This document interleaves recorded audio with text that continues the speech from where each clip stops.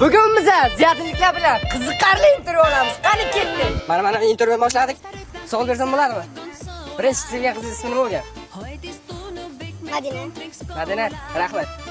Madinaga borib qo'yamiz. Qaysi kasb egalari oylik maosh olmaydi?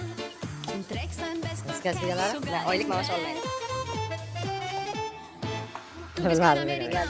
Bilganlar kommentariyaga yozib qoldiramiz. Rahmat. Aka o'g'il taysinga chiqing. Yuring, olaylik. Assalomu alaykum, assalomu alaykum.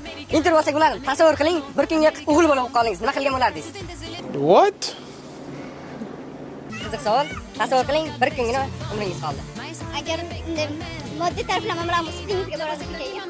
Sizga boradingiz. Rahmat. Assalomu alaykum. So'z savolimiz bor. Bu hayotda yashayotganingiz sabab nima? Yashayotganimdan sabab bu maqsadlarimga erishish, onamni rozi qilib qasdlarga yetish, safarlarga yetishda. Rahmat, niyatingizga yeting aka. Yeah, only shy way.